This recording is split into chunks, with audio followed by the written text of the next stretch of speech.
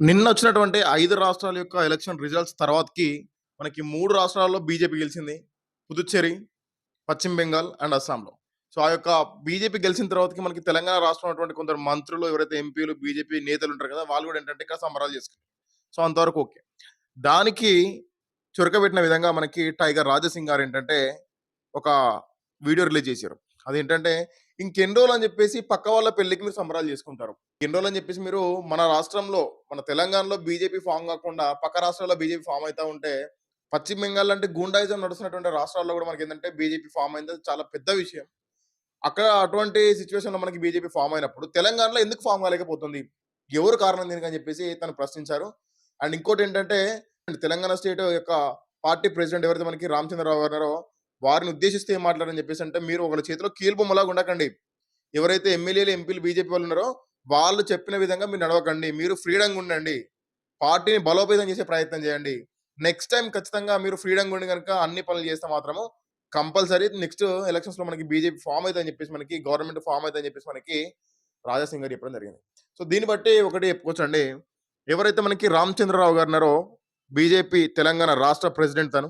So, తనకేంటంటే full powers లేకుండా ఎవరైతే మనకి లోకల్ ఎంపీలు కావచ్చు, ఎమ్మెల్యేలు కావచ్చు వీళ్ళేందంటే దాన్ని హోల్డ్ చేసుకొని వాళ్ళకి నచ్చిన విధంగా చేస్తున్న విషయం మనకు అర్థమవుతుంది. నిజంగా ఎప్పుడైతే తెలంగాణలో కాదు ఎక్కడ చూసినా కూడా మనకి ఏంటిదంటే కార్యకర్తలకి సమస్య వచ్చినప్పుడు ఆ యొక్క పార్టీ నాయకులు కావచ్చు, ప్రెసిడెంట్లు కావచ్చు, ఎమ్మెల్యేలు కావచ్చు, ఎంపీలు కావచ్చు అందరూ కూడా వాళ్ళకి సపోర్ట్ చేసి వాళ్ళని నిలబెడితే అది ఏ సిచ్యువేషన్ కావచ్చు. నిలబెట్టినప్పుడు మాత్రమే ఆ యొక్క పార్టీ గెలిచే అవకాశాలుంటాయి. కార్యకర్తకి ఒక ధైర్యం ఉండాలి. కార్యకర్తకి ఒక బలం ఉండాలి. ఏదైనా పని చేసే ముందు మనకి వేరే పార్టీ నుంచి థ్రెట్ వస్తదని చెప్పి అనుకున్నప్పుడు, మన పార్టీ నాయకులు మనల్ని కాపాడుకుంటారు. మన కోసం నిలబడతారు. సో, మన కోసం ఎంత దూరం వెళ్తారు వాళ్ళు. వాళ్ళ కార్యకర్తలు ముఖ్యం.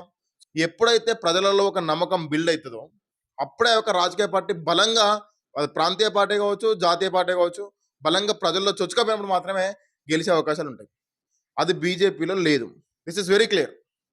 ఎందుకంటే ఏదైనా ఒక చిన్న గొడవ జరిగినా, లేకుంటే ఏదైనా ఏదైనా ప్రోగ్రామ్ చేసినప్పుడు, అది ఒక మంచి కార్యక్రమం చేసినప్పుడు, వేరే వాళ్ళ తరపున ఏమైనా థ్రెట్ ఉందని చెప్పి అనుకున్నప్పుడు, ఆటోమేటిక్‌గా అది టీఆర్ఎస్ కావచ్చు, బీఆర్ఎస్ కావచ్చు, లేదనుకుంటే కాంగ్రెస్ కావచ్చు, ఇక వేరే ఏ పార్టీ అయినా కూడా మనకేందంటే, వెంటనే ఏదైనా జరిగిన వెంటనే మనకేందంటే, పోలీస్ స్టేషన్ కాడికి కావచ్చు, కార్యకర్తల వాళ్ళ ఇంటికి కావచ్చు, జరిగేటువంటి కార్యక్రమం కాడికి కావచ్చు, ఏడికైనా కూడా మినిమమ్ ఒక 100 మంది కార్యకర్తలు, ఒక ఇద్దరు, ముగ్గురు లీడర్‌లొస్తారు.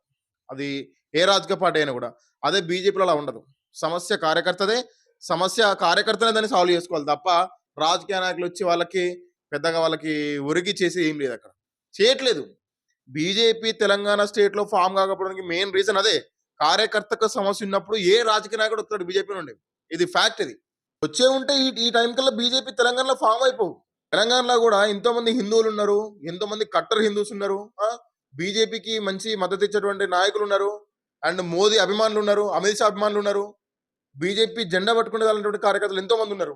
స్వచ్ఛందంగా ఎటువంటి ఒక రూపాయి పైస తీసుకోకుండా గూడా అనేక కార్యక్రమాలు చేస్తున్నటువంటి ఒక కార్యకర్తలు ఎంతో మందున్నారు. రాజకీయ నాయకుల గురించి చెప్పట్లే నేను. ఓన్లీ కార్యకర్తల గురించే చెప్తున్నా. కార్యకర్తలు వాళ్ళ జేబులో నుండి 500, 1000 పెట్టుకొని అనేక కార్యక్రమాలు చేస్తా ఉన్నారు బీజేపీ నుండి. అట్లా ఏ పార్టీ కూడా చేయదు. ఏ పార్టీ నుంచి చేసినా కూడా ఆ పార్టీ యొక్క ఫండ్ వస్తా ఉంటది. వాళ్ళ ముఖ్యమంత్రో, ఎమ్మెల్యేనో వాళ్ళో వీళ్ళో డబ్బులు ఇస్తా ఉంటారు. సో, ఆ డబ్బులతోని వాళ్ళు ఏందంటే పార్టీ యొక్క కార్యక్రమాలు చేస్తా ఉంటారు. కానీ బీజేపీలో భిన్నంగా కార్యకర్తలు వాళ్ళ సొంతంగా కష్టపడేటువంటి ఆ డబ్బులు వాళ్ళ జేబులోంచి తీసి కూడా మనకేందంటే మంచి మంచి కార్యక్రమాలు చాలా చేస్తా ఉన్నారు. అయినా కూడా ఎందుకు ఫామ్ కాలేకపోతా ఉన్నది? ఎందుకని చెప్పేసి ఎంతోమంది ఆర్ఎస్ఎస్ కార్యకర్తలు ఎన్నో మీటింగ్స్, శివాజీ మహారాజ్ ర్యాలీ కావచ్చు, అనేక రకాలుగా చూసుకున్నా కూడా మనకేందంటే బీజేపీ కార్యకర్తలు స్వచ్ఛందంగా బయటకొచ్చి వాళ్ళు ప్రోగ్రామ్ చేస్తా ఉంటారు. అయినా కూడా ఎందుకు తెలంగాణలో ఇప్పటివరకు బీజేపీ ఎందుకు ఫామ్ కాలేకపోతా ఉన్నది? మెయిన్ రీజన్ ఏందంటే దేశభక్తి ఉంది కార్యకర్తలకి. పార్టీ మీద భక్తి ఉంది. మోదీ గారు చేసిన పనుల మీద వాళ్ళకి ఒక నమ్మకం ఉంది.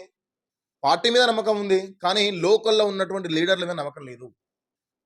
లోకల్‌లో ఎవరైతే ఎమ్మెల్యే నిలబడుతున్నారో, లోకల్‌లో ఎవరైతే కార్పొరేటర్ నిలబడతా ఉన్నారో, లోకల్‌లో ఎమ్మెల్యేగా, ఎంపీ నిలబడతా ఉన్నారో వాళ్ళ మీద నమ్మకం లేదు. ఎందుకంటే ఏదైనా సమస్య వచ్చినప్పుడు వీళ్ళు మనల్ని ఆదుకుంటారని చెప్పి నమ్మకం కార్యకర్తలకు లేదు. అందుకని చెప్పేసి బీజేపీ ఇప్పటివరకు గెలవట్లేదు. ఆ నమ్మకాన్ని ఫస్ట్ మీరు ప్రజలకివ్వండి.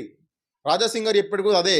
ఇంకెన్ని రోజులని చెప్పేసి పక్క వాళ్ళ పెళ్ళికి డాన్సులు చేస్తా ఉంటారు. ఎందుకు ఫామ్ కాలేకపోతుంది? దాని మీద ఆలోచన పెట్టండి. దాని మీద దృష్టి పెట్టండి. ఈ విధంగా చేస్తే మనకి నెక్స్ట్ టైమ్ ఖచ్చితంగా తెలంగాణలో బీజేపీ ఫామ్ అయితది అని చెప్పేసి మనకి రాజాసింగ్ గారు చెప్పడం జరిగింది. ఇది నిజం. వాస్తవం కూడా అది. మీ అవసరం ఉన్నప్పుడు, మీకు ఓట్లప్పుడో, లేకుంటే మీకని అవసరం ఉన్నప్పుడు మాత్రమే ప్రజల దగ్గరకొచ్చి మాట్లాడి చేసుడు గాకుండా, సామాన్య ప్రజలకి కష్టం వచ్చినప్పుడు, మీ కార్యకర్తలకి కష్టం వచ్చినప్పుడు కూడా వెంటనే రియాక్ట్ కావాలి. వచ్చి దాని మీద మీరు ప్రతిస్పందించి, అది అపోజిట్‌లో ఉంది సీఎం గావచ్చు, లేకుంటే మినిస్టర్ గావచ్చు, ఎమ్మెల్యే గావచ్చు, ఎవరైనా గావచ్చు, వాళ్ళకి సమానంగా మీరు మాట్లాడి మీ కార్యకర్తకి మీరు ధైర్యం ఇచ్చినప్పుడు మాత్రమే, ఆ కార్యకర్త ఇంకోసారి మళ్ళీ మీకు ఓటేస్తాడు. ఆ కార్యకర్తకు ఒక నమ్మకం ఉంటది. ఏ పనులు చేసినా గూడా మనకేమైనా ప్రాబ్లమ్ వస్తే నెక్స్ట్ మన పార్టీ ఉంది మనకి వెనకాల. మన పార్టీ చూసుకునే నమ్మకం వస్తది. అంతేగాని మీకు అవసరం ఉన్నప్పుడు, మీకు ఓట్లు కావాలని చెప్పి అనుకున్నప్పుడు మాత్రం మీరు గనుక వచ్చి గనుక ఇటువంటి కార్యక్రమాలు చేస్తే మాత్రం ప్రజలంతా పిచ్చోళ్ళేం గాదు. వాళ్ళు నమ్మి మీకు వచ్చిన వెంటనే మీ అవసరం కొద్దీ వచ్చి మీరు ఓట్లడినప్పుడు మీరేదో పని చేస్తే మీకు ఓట్లేయనీకి. అప్పటి ముందు ఓకే అని చెప్పి అంటారు. ఇదే బీజేపీ పశ్చిమ బెంగాల్ మనకి మమతా బెనర్జీ 15 సంవత్సరాలుగా ఒక రౌడీ రాజ్యం నడిపిందక్కడ. ఏమైంది ఇప్పుడు లాస్ట్‌కి? మినిమమ్ గూడా వాళ్ళు గెలవకుండా ఇప్పుడు తుప్పలో కొట్టుకుపోయింది. సో, ఇది. సో, రాజా సింగ్ గారు చేసింది కరెక్ట్ అని చెప్పి అనుకుంటే సపోర్ట్ చేయండి. కింద కామెంట్ చేయండి మీ ఒపీనియన్ కూడా.